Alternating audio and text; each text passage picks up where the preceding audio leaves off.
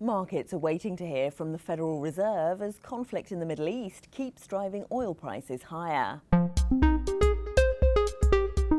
It's Wednesday, 18th of June, and here's what you need to know. The Fed's benchmark interest rate is expected to stay on hold later at between 4.25% and 4.5%, where it has been since January. But investors will be listening out for Fed Chair Jerome Powell's commentary on the risks ahead. Recent inflation readings make it look like the Fed has pulled off a soft landing, but economists are still waiting for President Trump's tariffs to filter through to consumer prices.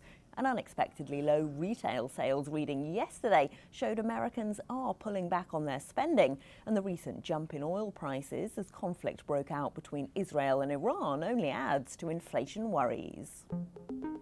Our number of the day is $76.86.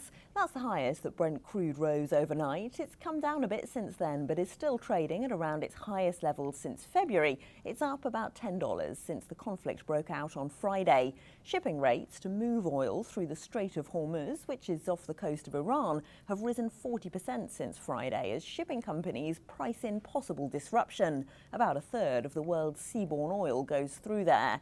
Two oil tankers collided and caught fire in the strait on Tuesday, possibly because of GPS interference that aims to disrupt missiles. Our chart of the day is Bitcoin. It jumped late yesterday after a milestone for the crypto industry. The US Senate passed a bill to regulate stablecoins. That's cryptocurrencies that are tied to the US dollar. The bill requires them to be backed by liquid assets, and supporters say it will enhance the credibility of the crypto industry. Democrats say they're worried it could help President Trump and his own family profit from their crypto assets.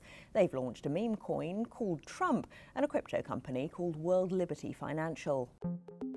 And our stock of the day is Coinbase, which wants to offer stock trading via the blockchain. If it gets the green light from the SEC, stocks would be converted into digital tokens, which would then trade in the same way as crypto. Some companies are already trying this outside the US, but critics say the lack of clear global standards is a problem. And that's what you need to know this morning.